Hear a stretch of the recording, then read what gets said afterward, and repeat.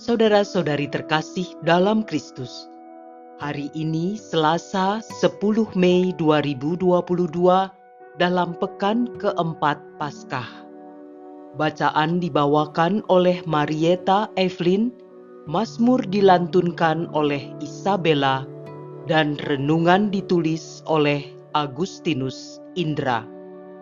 Selamat menekuni Sabda Allah.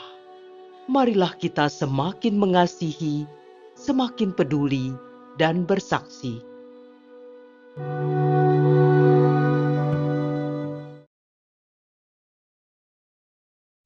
Bacaan dari Kisah Para Rasul, bab 11, ayat 19 sampai dengan 26.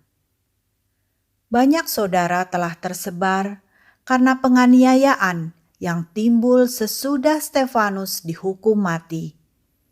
Mereka tersebar sampai ke Fenisia, Siprus, dan Antiokhia. Namun mereka memberitakan Injil kepada orang-orang Yahudi saja. Akan tetapi, di antara mereka ada beberapa orang Siprus dan orang Kirene yang tiba di Antiokhia dan berbicara juga kepada orang-orang Yunani. Mereka ini memberitakan Injil bahwa Yesus adalah Tuhan. Tangan Tuhan menyertai mereka, dan sejumlah besar orang menjadi percaya dan berbalik kepada Tuhan. Maka sampailah kabar tentang mereka itu kepada jemaat di Yerusalem. Lalu jemaat di Yerusalem itu mengutus Barnabas ke Antiokhia. Setelah Barnabas datang dan melihat kasih karunia Allah, bersukacitalah ia.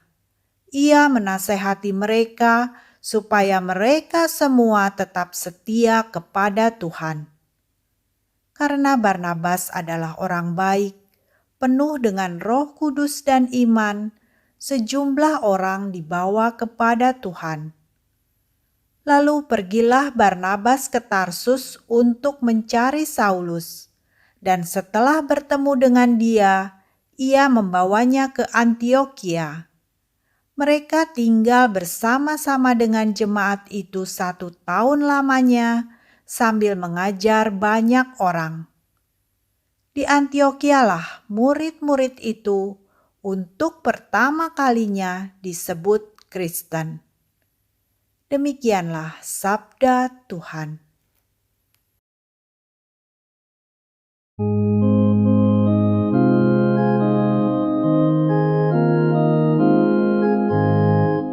Pujilah Tuhan, hai segala bangsa. Di gunung-gunung yang kudus, ada kota yang dibangunkannya.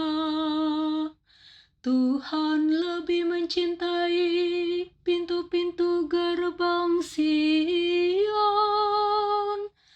daripada segala tempat kediaman Yakub. Hal-hal yang mulia dikatakan tentang Engkau, ya kota Allah. Pujilah Tuhan, hai segala bangsa. Aku menyebut Rahab dan Babel di antara orang-orang yang mengenal aku. Bahkan Filisti, Tirus, dan Ethiopia kukatakan ini dilahirkan di sana. Tetapi tentang Sion dikatakan tiap-tiap orang dilahirkan di dalamnya. Dan Dia yang Maha Tinggi menegakkannya. Pujilah Tuhan, hai segala bangsa. Pada waktu mencatat bangsa-bangsa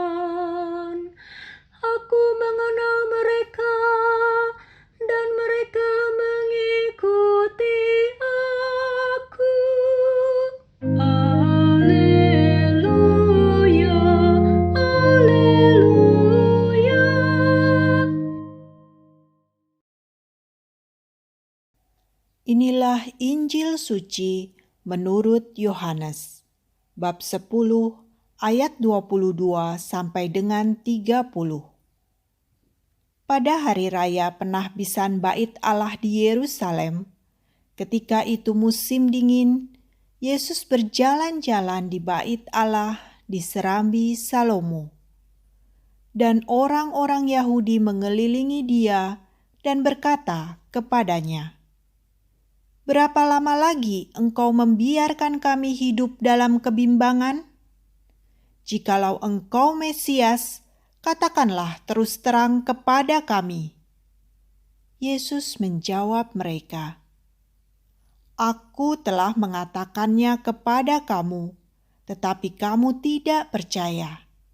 Pekerjaan-pekerjaan yang kulakukan dalam nama Bapa-Ku, itulah yang memberikan kesaksian tentang Aku. Tetapi kamu tidak percaya, karena kamu tidak termasuk domba-dombaku. Domba-dombaku mendengarkan suaraku, dan Aku mengenal mereka, dan mereka mengikut Aku. Aku memberikan hidup yang kekal kepada mereka, dan mereka pasti tidak akan binasa sampai selama-lamanya, dan seorang pun tidak akan merebut mereka dari tanganku. Bapa-Ku yang memberikan mereka kepadaku lebih besar daripada siapapun, dan seorang pun tidak dapat merebut mereka dari tangan Bapa. Aku dan Bapa adalah satu." Demikianlah sabda Tuhan.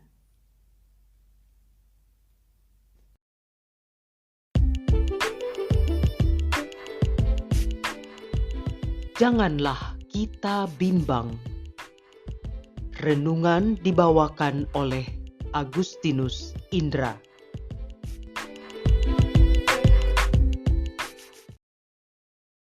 Bacaan kitab suci hari ini mengingatkan kita kepada luhurnya nilai pengorbanan diri. Kita selalu diminta belajar dari Yesus yang mengorbankan dirinya bagi kita. Dalam Yohanes 10 ayat 28, "Aku memberikan hidup yang kekal kepada mereka, dan mereka pasti tidak akan binasa sampai selama-lamanya. Dan seorang pun tidak akan merebut mereka dari tanganku." Keselamatan dan kehidupan kekal kita sudah dijamin oleh Tuhan kita Yesus. Dan itu adalah hal yang pasti. Pengorbanan para pengikut Yesus atau rasul juga diceritakan dalam Kisah Para Rasul, di mana Lukas menasihatkan bahwa para rasul yang menderita penganiayaan tetapi tetap berani mewartakan Injil. Dalam Kisah Para Rasul bab 11, di situ digambarkan bahwa banyak para rasul yang tersebar dan mengalami penganiayaan yang timbul sesudah Stefanus dihukum mati. Mereka ini memberitakan Injil bahwa Yesus adalah Tuhan. Tangan Tuhan menyertai mereka. Pengorbanan menjanjikan keselamatan bagi yang dibela. Yesus mengorbankan dirinya untuk keselamatan umatnya. Satu pertanyaan untuk kita renungkan. Siapakah umatnya itu? Apakah kita pantas menjadi umatnya itu? Apakah kita pantas menjadi bagian dari keselamatan itu? Dalam Injil Yohanes dikatakan bahwa pada waktu itu orang-orang Yahudi menghadapi Yesus dengan sikap bimbang, penasaran, dan juga ragu. Seakan mereka tidak pernah melihat Yesus berkarya atau mendengar Yesus mengajar. Mereka lalu mendatangi Yesus, mendesak dia untuk segera menyingkapkan dirinya di hadapan mereka. Yohanes 10 ayat 24, "Berapa lama lagi engkau membiarkan kami hidup dalam kebimbangan? Jikalau engkau Mesias, katakanlah terus terang kepada kami." Bapak, Ibu, dan Saudara sekalian, kita bisa menggambarkan orang-orang Yahudi itu adalah diri kita sendiri. di mana seringkali kita masih memiliki keraguan-keraguan. Bahkan, seorang seperti Rasul Thomas pun masih ragu kepada Yesus setelah peristiwa kebangkitannya. Kembali kepada cerita orang Yahudi di atas, bahwa lalu Yesus menunjukkan dua sebab mengapa orang-orang Yahudi itu atau kita masih dalam kebimbangan dan keraguan dan tidak mengenal Yesus. Sebab pertama, mereka tidak pernah berpikir apalagi meyakini bahwa dengan mengerjakan karya-karya besar Allah, Yesus sesungguhnya menunjukkan diri berasal dari Allah. Kedua, mereka atau kita belum membuka diri untuk menjadi kawanan domba milik kepunyaannya. Artinya, Yesus belum mendapat tempat di dalam hati mereka, di dalam hati kita.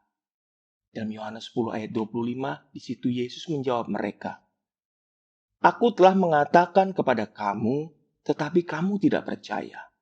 Pekerjaan-pekerjaan yang kulakukan dalam nama Bapakku, itulah yang memberikan kesaksian tentang aku." Bapak, Ibu, dan sahabat muda terkasih, Tuhan sudah menebus kita dengan darahnya yang ditumpahkan di kayu salib, satu kali untuk selamanya. Rasanya kita tidak perlu ragu-ragu, kita tidak perlu bimbang, apalagi tidak percaya seperti beberapa orang Yahudi dalam Injil ini. Berhadapan dengan misteri kasih Tuhan yang begitu besar ini, kita hanya bisa selalu bersyukur sambil terus berusaha menjadi domba-dombanya yang baik, yakni yang selalu mendengar sabdanya dan mengikutinya dengan setia, kendati jalannya tidak selalu mudah. Kisah Para Rasul di bab 11. Setelah Barnabas datang dan melihat kasih karunia Allah, bersukacitalah ia. Ia menasehati mereka supaya mereka semua tetap setia kepada Tuhan. Mari kita semua terus belajar untuk lebih mengenal Yesus secara pribadi, sehingga kita semakin kuat meyakini bahwa kitalah bagian dari keselamatan yang sudah Tuhan janjikan kepada kita. Berkat Tuhan menyertai kita semua.